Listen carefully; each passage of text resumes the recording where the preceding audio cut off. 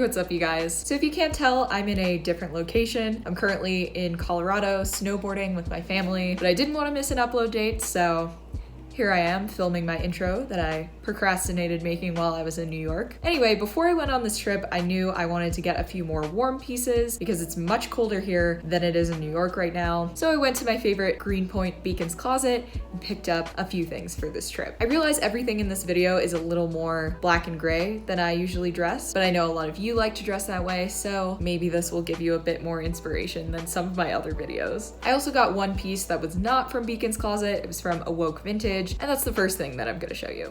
So when I first tried on this beaded vintage 80s sweater at Awoke Vintage, I realized that there was a thread missing and about 50 beads fell straight onto the floor off of the neckline. So thankfully they were able to give me a discount and I got the sweater for $25, which I know might seem like a lot for thrifting, but for Awoke Vintage, it's very cheap. I also like that there's so much pearl detail that you can't even really tell what part is missing. But anyway, I just tucked it into my favorite leather pants that I also got at that Beacons Closet and threw it on with my Stuart Weitzman ankle boots. The one thing that I really love about vintage 80s sweaters is that they tend to have a tighter, stretchier material kind of right at the waist, so they don't look weird and bulky when you tuck them into pants. It's also flattering to wear them outside of your pants for the same reason. They kind of cinch you in at the waist. Moving on to the stuff from Beacons Closet now. This next piece is the one colorful thing in my haul, and it's another vintage 80s sweater. So I was immediately drawn to the color of this sweater because, as I've said in previous videos, I think this bright royal purple color is really trendy for 2020. I also love the silhouette. It's got these massive shoulder pads and it's got a very cinched waist, just like the previous sweater. But the most exciting thing about this sweater is that it's actually a vintage Gucci piece. I didn't realize it was until I looked at the tag, and sure enough, there was a very old looking Gucci tag on the inside. So to do my trick of mixing similar colors, I just paired this bright purple sweater with my more muted purple high-waisted bell-bottom pants that I got at Iguana Vintage in Sherman Oaks. This outfit is another example of kind of mixing an 80s trend like these really big shoulder pads and a 70s trend like these super wide bell bottoms. And interestingly, I think the two silhouettes work really well together because they kind of create this X shape with your body. The pants are super high-waisted and tight and they flow out at the bottom, and then the top is really tight at the waist and comes out at the shoulders. To finish off the look, I just threw on my Ferragamo pumps that you guys are probably sick of seeing by now that I thrifted at Goodwill. Moving on, the next outfit features another fun pair of flared pants. These were new with tags, originally from Brandy Melville, and I think I picked them up for about $10, maybe $8. Now, I'm certainly not gonna go out there and support Brandy Melville considering that they have really horrible labor practices, they have no concept of size inclusivity, and in general, their items aren't that high quality, but I was really looking for a pair of flared plaid pants, and these kind of fit the bill perfectly. They're also an almost perfect fit on me, so I couldn't really pass them up. Since I've been on this trip, I've worn them with a lot of different outfits, but in this video, I just styled them very simply with neutral colors. I threw on my cream turtleneck from the Goodwill outlet, kind of tucked it up into my bra so you could see the pants a little more. Then I threw on my leather jacket that I got at L Train Vintage last year, and my Stuart Weitzman ankle boots that I thrifted at Housing Works. I think it's really great to have a pair of either bold color or bold pattern pants so that you can just throw on a very simple outfit like a neutral colored turtleneck and some black boots and have a little more of a pulled together outfit. It gives the illusion that you put in a little more effort to your outfit than you actually did. Next up, I have another pair of plaid pants. These I might be selling on my Depop because they don't have a lot of give and they're a bit tight on my legs. But anyway, these are just some vintage 90s checkered pants. I paired them with a simple black turtleneck and my very 80s vintage leather jacket that I got at L Train Vintage. For shoes, I threw on these awesome wingtip Doc Martens that I also thrifted in this haul. I'm gonna style them in another outfit next. But anyway, these shoes really reminded me of Alyssa in the City, who's one of my favorite influencers. They've got a really chunky sole that's a bit thicker than a traditional Doc Marten, but they're not quite as thick as the Jadens, so I felt like they were the right balance between a super chunky shoe and just a regular flat.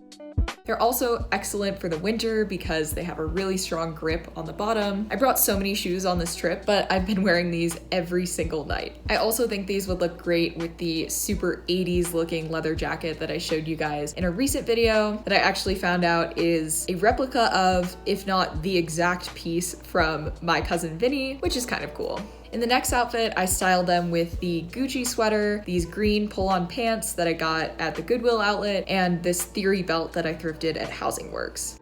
I remember watching one of Luke Mar / Hot Lamode's videos, and he mentioned that a super chunky shoe should always go with either a pair of wide leg pants or something very tight to kind of exaggerate the silhouette. In that last outfit, I was showing a little bit more of the exaggerated foot silhouette, and here I'm wearing a pair of pants that I feel like balances it out pretty well.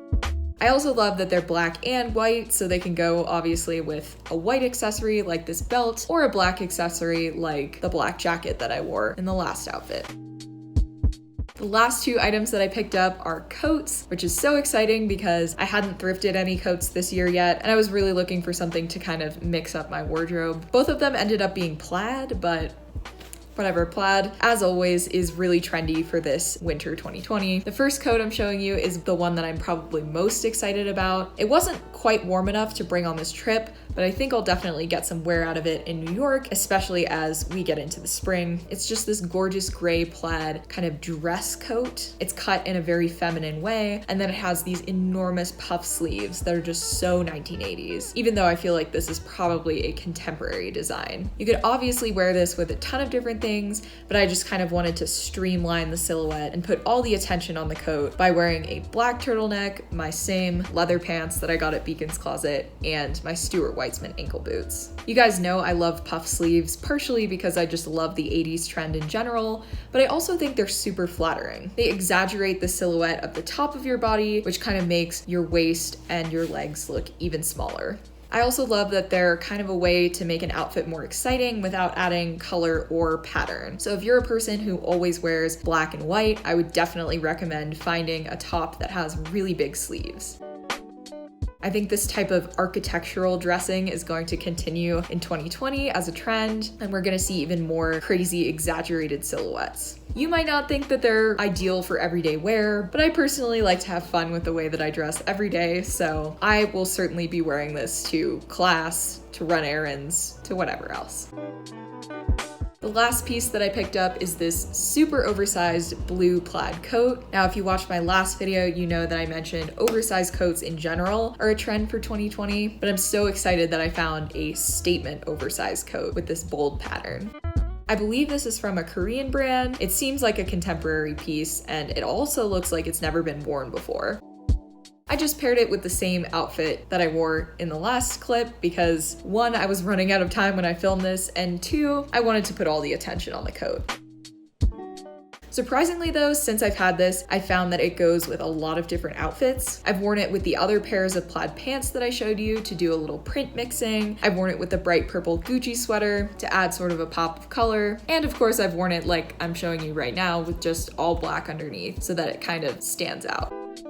If you're anything like me and you love getting dressed, you love fashion, I would definitely recommend investing in a couple different coats. I feel like otherwise the winter can get really depressing in terms of personal style, especially if you're just walking out in the same black puffer coat every single day. And of course, thrifting is a great way to find a statement coat to incorporate into your wardrobe. I feel like because people tend to shy away from statement coats in general, a lot of the ones that I've found thrifting are pretty much unused. Plus, it's way cheaper and better for the environment and for the workers who make your clothes. So if it wasn't abundantly clear from watching all of my videos, I would definitely recommend thrifting over any other form of shopping. All right, you guys, that's it for the outfits this week. I'm gonna be in Florida for the rest of the holiday, and then I'll be back on the 26th to film another video for you guys and stick to my normal Saturday schedule. Thank you for being patient with me last Saturday. I basically got stuck on the mountain on my way from the Denver airport to Vail, where I am now. All the roads were closed due to snow, so I couldn't upload until the next day. But I will be sticking to my Saturday schedule. I hope you guys all have an amazing Christmas if you celebrate, and of course a happy new year, but I'll see you guys one more time before the new year. Don't forget to follow me on Depop. I will be starting up my business operations on the 26th when I get back to New York. My account name is just Haley in the Details. And then also follow me on Instagram for a few more outfit ideas and daily inspiration. It's just Haley Walker _. I'm so excited that we're about to hit 2,000 subscribers, and I seriously can't thank you guys enough for making my dream a reality. I'm so excited to continue making videos for you guys in 2020, and I sincerely thank you from the bottom of my heart for watching all the stuff that I put out there. All right, you guys, have a good weekend, and I'll see you in the next one.